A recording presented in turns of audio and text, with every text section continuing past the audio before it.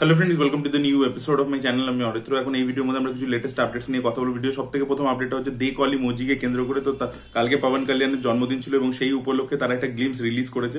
জন্মদিনটা পবন কল্যাণের ছিল, বাট এই গ্লিমসটা অ্যাকচুয়ালি ইমরান হাশমির। ঠিক আছে, তো ইমরান হাশমি ক্যারেক্টারটার নাম হচ্ছে ওমি এবং ওজির আর কি একটা নেমেসিস হতে চলেছে। তো এবার তাকে যেভাবে প্রেজেন্ট করেছে ইমরান হাশমিকে, সেটা কিন্তু বেশ ভালো লেগেছে। লোকটার একটা সিগনেচার ওয়েপেন আছে, হাতুড়ি ইউজ করে এবং সপাটে মাথার মধ্যে মারে, ওটা দেখবেন অনেকবার দেখিয়েছে।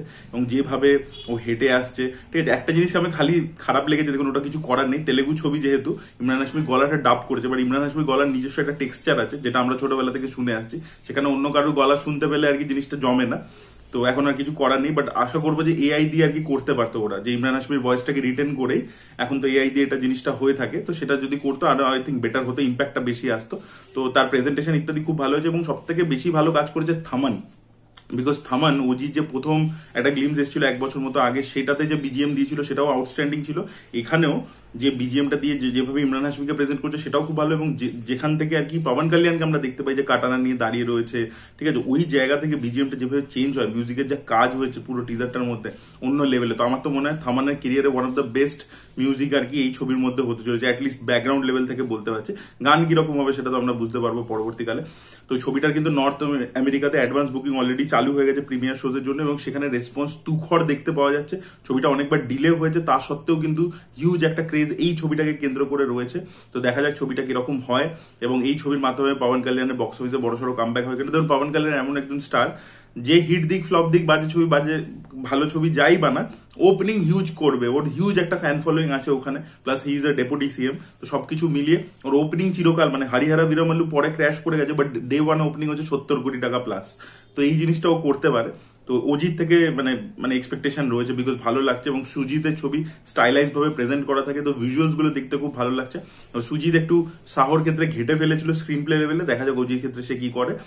তো মেরা হুসন বলে যে বাগি ফোর এর নতুন গানটা এসে, সেটা নিয়ে কথা বল। ভাই বাগি ফোর আর কোথা থেকে কপি করা বন্ধ করবে, মানে আমি জাস্ট বুঝতে পারছি না। ভাই পাঠানের গান, পাঠান একটা আগেন প্যান ইন্ডিয়া লেভেলে বড় হিট হয়েছিল, সবাই জানে, সেই গান শুনেছে বেসারাম রং, সেটাকেই ধরে রিক্রিয়েট করে দিয়েছে, ইভেন শিল্পারাওকে দিয়ে গাওয়ানো হয়েছে। তো দেখুন গানটা খারাপ হয়নি, ঠিক আছে, কারণ ভালো মিউজিক ডিরেক্টর, ভালো সিঙ্গার গিয়েছে। তো দেখুন গানটা একটা সার্টেন স্ট্যান্ডার্ডের হয়েছে, আমি বলছি না যে খারাপ হয়েছে, গানটা শুনতে এমনি ঠিকই আছে, কিন্তু পুরো জিনিসটাই আর কি সুরটা আপনি শুনলে বুঝতে পারবেন বেসারাম রংটাকেই ধরে রিক্রিয়েট করে দিয়েছে, সেটা একটা। আর ভিজুয়ালস গুলোকে ওই গানটার মধ্যেই রাখবার চেষ্টা করেছে। এবার দেখুন যে গানের মধ্যে শাহরুখ খান রয়েছে, দীপিকা পাডুকোন রয়েছে, তাদের স্টারডাম সেটার জোরে একটা জিনিসটা বেরিয়ে যাচ্ছে। সেখানে আপনি কখনোই এক্সপেক্ট করতে পারেন না যে হারনা সান্ধু বলে যে মেয়েটা, সে নতুন, তো তার মধ্যে সেই ব্যাপারটা থাকবে যেটা একটা দীপিকা পাডুকোন ক্যারি করে, যে অরাটা ক্যারি করে, সেই প্রেজেন্সটা সেটা তার মধ্যে থাকবে না। তো সবকিছু মিলিয়ে দেখুন গানটা আমি বলবো যে সুরের দিক থেকে যদি বলি আমার ঠিকঠাক লেগেছে, বাট এত জিনিসটা কপি, মানে এত জায়গা থেকে বাগি ফোর কপি করছে এবং সেটা ধরা পড়ে যাচ্ছে। এরা মেকার্সরা একবারও ভাবেনি যে আজকের যুগে এরকম ভাবে ব্লেটেন্টলি কপি করা, এটা কতটা জানি না বক্স অফিসে কি হবে। 5 সেপ্টেম্বর রিলিজ করছে, এখন অব্দি তো কোনো জিনিসেরই রিসেপশন সেইভাবে ভালোভাবে পায়নি। গান বলুন, ট্রেলার বলুন, টিজার বলুন, কোনো জিনিসই সেইভাবে ভাইরাল হয়নি। মানে মিম মেটেরিয়াল হয়েছে, খিল্লি হয়েছে জিনিসটাকে নিয়ে, বাট রিয়েল লেভেলে ওয়ার্ক করেনি। তো টাইগার শ্রফ কিন্তু অ্যাকচুয়ালি ট্রেলার লেভেলে তার পারফরমেন্স আমার ভালো লেগেছিল। দেখা যাক এই ছবিটাও যদি টাইগার শ্রফ ফ্লপ দিয়ে দেয় তাহলে আর কিছু বলার নেই। ভিডিওর এর পরবর্তী আপডেটটা হচ্ছে রামায়ণকে কেন্দ্র করে। তো রামায়ণ ছবিটা রাবণের পার্সপেক্টিভ দিয়ে হবে শোনা যাচ্ছে, এরকম একটা আপডেট উঠে আসছে যে রাবণের, দেখুন দুটো মানে রাবণের যে ঠাকুরদাকে দেখানো হবে, রাবণের ঠাকুরদা সুমালি কে ছিল, কি ব্যাপার, সে নিজের মেয়েকে কিভাবে পাঠিয়েছিল এর কাছে, একজন ব্রাহ্মণের কাছে, যাতে অর্ধেক ভগবানের থাকে অর্ধেক রাক্ষসের থাকে। তো সেই জিনিসপত্রগুলো আমি আপনাদেরকে ডিটেলে ভিডিওতে বলেছিলাম। তো এবারে শোনা যাচ্ছে যে রাবণের যে পার্সপেক্টিভটা, সে কেন ইভেল হলো, কি হলো, সেই জিনিসটা ছোটবেলায় তার দাদু তাকে কিভাবে বুঝিয়েছিল, তার মা তাকে কি বলেছিল, সেই জিনিসপত্রগুলো নাকি নীতিশ তিওয়ারি কভার করবেন। এবং রামায়ণে অনেকটা পার্সপেক্টিভই আর কি রাবণের দিক থেকেই থাকবে আর কি, মানে রাবণের পার্সপেক্টিভ দিয়ে রামায়ণের অনেকটা গল্প আমরা দেখতে পাবো। তো এটা একটা ইউনিক টেক হবে। এবার দেখা যাক এটার রিসেপশনটা কিরকম হয় দর্শকের কাছে, কারণ অনেকে কিন্তু আপনারা এখন জানেন পলিটিক্যাল এনভায়রনমেন্ট কিরকম, সেখানে রামায়ণটাকে কিভাবে ব্যবহার করা হয়ে থাকে। তো সেখানে রাবণকে যখনই আপনি আউট অ্যান্ড আউট ভিলেন না দেখে একটা গ্রে ক্যারেক্টার দেখাচ্ছেন, তখন সেটা কিভাবে রিসেপশন হবে সেটাও দেখার মতো বিষয়। ভিডিওতে এর পরবর্তীতে আমরা কথা বলবো যে আবি চ্যাটার্জিকে নিয়ে। তো তার দুটো ছবি পুজোর সময় রিলিজ করছে, যত কাণ্ড কলকাতায় এবং রক্তবিষ 2। তো এবং সেটাকে নিয়ে একটা কন্ট্রোভার্সি হয়েছে। যত কাণ্ড কলকাতার যারা প্রডিউসার্স, ডিরেক্টর অনিক দত্ত এবং ফ্রেন্ডস কমিউনিকেশনের হাসান, তারা একটা প্রেস কনফারেন্স করেছে। তারা বলেছেন যে আবি চ্যাটার্জি প্রমোশন ইত্যাদি করছেন না, তো তারা কোনো লিগাল স্টেপও নিতে পারেন। তারা অন্য প্রোডাকশন হাউসের সাথে কথাবার্তা বলে ব্যাপারটাকে সর্ট আউট করবার চেষ্টা করবেন, এরকম তারা জানিয়েছেন। তাদের বক্তব্য হচ্ছে যে কেন উনি প্রমোশনে পার্ট হবেন না। ঠিক আছে, আমরা আগে থেকে প্ল্যান করেছিলাম যে ছবিটাকে পুজোতে রিলিজ করবো, আগের বছরও রিলিজ করার কথা ছিল, সেই সময় করেনি, রিকোয়েস্ট করা হয়েছিল তাই আমরা পিছিয়ে দিয়েছিলাম। এই ধরনের কথা আর কি যত কাণ্ড কলকাতার মেকার্সরা জানিয়েছেন একটা প্রেস কনফারেন্স করে। আর অন্যদিকে আবি চ্যাটার্জি যেটা বলেছেন যে তিনি বলেছেন যে রক্তবীজ 2 আগে থেকেই প্ল্যান ছিল পুজোতে আসা, এই ছবিটা হঠাৎ করে ডিসাইড করা হয়েছে এবং তার সাথে কোনো আলোচনা করা হয়নি, হুট করে ডিসাইড করে দেওয়া হয়েছে যে ছবিটা পুজোতে চলে আসবে। তো এই অবধি আর কি জিনিসটা সামনে এসছে, বা দেখা যাক ফাইনালি কি সর্ট আউট হয়, আবি চ্যাটার্জি যত কাণ্ড কলকাতার প্রমোশন করেন কিনা। পরবর্তী আপডেট হচ্ছে রাম গোপাল বর্মাকে কেন্দ্র করে। তো রাম গোপাল বর্মা একটা হরর কমেডি ছবি বানাচ্ছে পুলিশ স্টেশন মে ভূত বলে, যার মধ্যে মনোজ বাজপেয়ী এবং জেনেলিয়া ডিসুজা থাকতে চলেছে। তো এর ফার্স্ট লুক চলে এসছে। এবার ফার্স্ট লুকটা এআই দিয়ে তৈরি করা, তাই জন্য আমার মাথাটা গরম হয়েছে যে ভাই কেন ভাই তুমি প্রপারলি একটা ছবি করছো, মনোজ বাজপেয়ীকে পেয়েছো এত বছর পরবর্তীতে, একটা ভালো করে পোস্টার ছাড়তে পারতে। দেখা যাক ছবিটা কিরকম হয়। মনোজ বাজপেয়ী যখন এত বছর পরে রাম গোপাল বর্মাকে হ্যাঁ বলেছে, আশা রাখছি যে ছবিটা ভালো হবে। দেখা যাক রাম গোপাল বর্মা আর কি কাম ব্যাক করতে পারে কিনা। তো সন্দীপ রেড্ডি বাংলা তো একবার বলেছিল যে ভাই আপনি একটা ছবি বানান, সবাইকে চুপ করিয়ে দিন এবং তারপরে আপনি আবার যা করছেন তাই করুন। দেখা যাক রাম গোপাল বর্মা কাম ব্যাক হয় কিনা। ভিডিও পরবর্তী আপডেট হচ্ছে চালবাজের রিমেককে কেন্দ্র করে। চালবাজ ইন লন্ডন, এটা এক সময় শ্রদ্ধা কাপুরকে নিয়ে অ্যানাউন্স হয়েছিল, বাট এখন শোনা যাচ্ছে জাহ্নবী কাপুরকে নিয়ে এই ছবিটা রিমেক হবে। জাহ্নবী কাপুর তো জাহ্নবী কাপুরকে দেখে আমার মনে হয় যে ভাই এখনো লেট হয়নি, একটা অন্য কেরিয়ার পাথ তুমি চুজ করতেই পারো। এই অ্যাডভাইসটাই আমি যদি তার সাথে দেখা হতো দিতাম তাকে। বাট তাকে নিয়ে চালবাজের রিমেক হচ্ছে। চালবাজে শ্রীদেবীর ক্যারেক্টারটা একটা আইকনিক ক্যারেক্টার ছিল, জাহ্নবী এমনি অভিনয় করতে পারে না, ওইটাকে আবার রিক্রিয়েট করা মানে যায় না কি হবে। আর এর পরবর্তীতে আমরা কথা বলছি জি লেজারা বলে ছবিটাকে নিয়ে। তো ফারহান আখতার রিসেন্টলি জানিয়েছেন এই ছবিটা বারবার অ্যানাউন্স হয়েছিল একবার হিউজ একটা স্টার কাস্ট নিয়ে, তিনি বলেছেন ছবিটা মাইট বি হবে, বাট এই স্টার কাস্টকে নিয়ে হয়তো হবে না, বিকজ এদের ডেটস একসাথে ম্যাচ করে সবকিছু করা সেটা আর কি খুব প্রবলেমেটিক হচ্ছে। তো মাঝে আপডেট উঠে এসেছিল যে টক্সিকের যে ডিরেক্টর গীতু মোহন দাস, তার সাথে ইয়াশের ঝামেলা চলছে এবং ইয়াশ এখন নিজে অনেকগুলো পোর্শন রিশুট করছে ইত্যাদি করছে এবং এই ঝামেলা ইত্যাদি হচ্ছে, তাই জন্য ছবিটা আরো পোস্টপন্ড হবে এরকম আপডেট উঠে এসেছিল। বাট এখন আর কি যেহেতু এই খবরটা আসার পরবর্তীতে সোশ্যাল মিডিয়াতে চারিদিকে ভাইরাল হয়ে গেছিল, তার পরবর্তীতে যে মিডিয়া এদের পিআর এর তরফ থেকে আর কি একটা নতুন খবর এসছে যে না সবকিছু ঠিক আছে, ইয়াশ এবং গীতু মোহন দাসের মধ্যে তাদের মধ্যে কোনো রকম রিফট হয়নি, কোনো ঝামেলা হয়নি, শুটিং খুব স্মুথলি চলছে।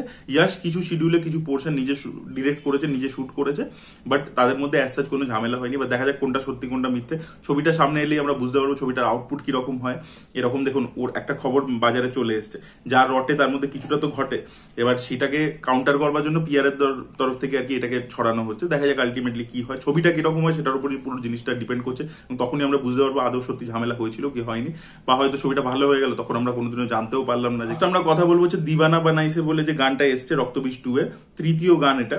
তো দ্বিতীয় গানটা নিয়েও আমি রিয়াকশন দিইনি, অর্ডার ছাড়া বর্ডার, তো ওটা নিয়েও এই ভিডিওর মধ্যেই কথা বলে দেবো। দেখুন অর্ডার ছাড়া বর্ডারের যে গানটার লিরিক্স, সেই লিরিক্সটা ভালো, ঠিক আছে, লিরিক্সের মধ্যে যে মিনিংটা আছে সেটার মধ্যে দিয়ে যে বক্তব্যটা দিচ্ছে ইলিগাল ইমিগ্রেশন নিয়ে সেইটা ভালো, ঠিক আছে, কিন্তু আপনার যে হিডেন মিনিংটা যতই ভালো হোক আপনার গানটা ওয়ার্ক করতে হবে। তো গানটা কিন্তু ইটসেলফ ভালো ছিল না, সুরের সাথে লিরিক্সটা মিলে যে ওভারঅল যে জিনিসটা যে একটা গান তৈরি হবে সেই গানটা ইটসেলফ ভালো না, আমি গান হিসেবে জিনিসটাকে বারবার যে শুনবো সেই জিনিসটা হচ্ছে না। আপনার হিডেন মিনিংটা আন্ডারটোনে যাই থাকুক আপনাকে ওভারঅল গানটাকে ওয়ার্ক করাতে হবে, সেটা বর্ডার ওই অর্ডার ছাড়া বর্ডারের ক্ষেত্রে হচ্ছিল না। এবং ভিজুয়ালের দিক থেকে খুব একটা নতুন কিছু ছিল না, ঠিক আছে, এই ধরনের আইটেম নাম্বার আমরা বাংলাতে বহুবার দেখে ফেলেছি, তো সেটার দিক থেকেও যে খুব নতুন কিছু হয়ে গেছে, ইনোভেটিভ কিছু হয়ে গেছে তা কিন্তু নয়, ঠিক আছে। বহুরূপীর ক্ষেত্রে কি ছিল, গানটা ইটসেলফ খুব ক্যাচি ছিল, শুনতে টিউনটা খুব ভালো ছিল, মজার ছিল, সেই জন্য আর কি এত ওয়ার্ক করেছিল। বাট অর্ডার ছাড়া বর্ডারের মধ্যে কিন্তু মিউজিকটার মধ্যে ওই ক্যাচি ব্যাপারটা নেই। সেম গোজ ফর দিবানা বানাইছে। দিবানা বানাইছে আমি বলবো গান হিসেবে অনেকটা বেটার হয়েছে, গান হিসেবে আমার ডিসেন্ট লেগেছে, এক্সট্রাঅর্ডিনারি বলবো না, বাট ডিসেন্ট লেগেছে, গানটা ভালোই হয়েছে। বাট আগেন এইটার ভিজুয়ালস এর মধ্যে না কোনো নতুনত্ব নেই। প্রথম কথা হচ্ছে এই ধরনের ব্যাংককের মধ্যে বাংলা কমার্শিয়াল ছবির যে গান বহু বছর ধরে বহুবার শুট হয়েছে, ঠিক আছে, এবার সেগুলো যদি আপনি শুটিং দেখেন সেগুলো এতটাই ভালোভাবে শুট করা, ভেরি ওয়েল শট। আসলে এই ধরনের গানের ক্ষেত্রে না প্রচুর লোকেশনে জাম্প করতে হয়, প্রচুর মাল্টিপল লোকেশন, মাল্টিপল কাটস আপনাকে ক্যামেরায় করতে হবে। এই গানটার ক্ষেত্রে প্রবলেম যেটা একটাই লোকেশনে আশেপাশে আর কি গানটাকে বেশিরভাগ শুট করা হয়েছে। তাই এবার আরেকটা জিনিস নোটিস করবেন যে গানটা যখন শুরু হয়েছে কৌশানী আর অঙ্কুশে পুরো ক্লোজ আপ ধরেছে, ক্যামেরাটা খুলছেই না, ওয়াইডে যাচ্ছে না আর কি ক্যামেরাটা। তো সেই জন্য না খালি ওদের এক্সপ্রেশন এক্সপ্রেশন এক্সপ্রেশন, তাহলে ফরেন লোকেশনটা যে লোকেশনটা গেছি সেটা কি করে হবে। তারপরে একটা আমরা ওই দেখতে পেলাম ওই ড্রোন শট ইত্যাদি, বাট বেশি দেখবেন শর্টের ভেরিয়েশন ইত্যাদি বা লোকেশনের ভেরিয়েশন বেশি নেই।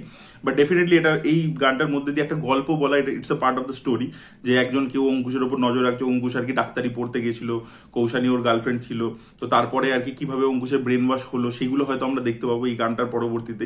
হয়তো সে বিদেশে বাংলাদেশ থেকে গিয়ে হয়তো বিদেশে ডাক্তার ইত্যাদি পড়ছিল এবং তার পরবর্তীতে তার ব্রেন ওয়াশ করা হয়েছে এবং তারপরে সে টেররিস্ট হয়ে গেছে, সেটা হতে পারে। বা আরো একটা অন্য জিনিসও হতে পারে যে অঙ্কুশ হয়তো পুরোপুরি মানে কৌশানীকে ফাঁসাবে বলেই গেছিল, মানে একটা হানি ট্র্যাপিং কাইন্ড অফ একটা জিনিস ছিল আর কি। দেখা যাক সেটা কি হয়, বাট এটা গানটা আর কি গল্পটাকে এগিয়ে নিয়ে যাচ্ছে, সেটা একদিক দিয়ে ভালো, সেটাই বলার ছিল। আপনাদের কি ওপিনিয়ন, আপনাদের কেমন লেগেছে এই দুটো গান অবশ্যই কমেন্টে লিখে জানাবেন। এই ভিডিওটা ভালো লেগে থাকলে লাইক করুন, শেয়ার করুন, চ্যানেলটিকে সাবস্ক্রাইব করতে ভুলবেন না। বাই।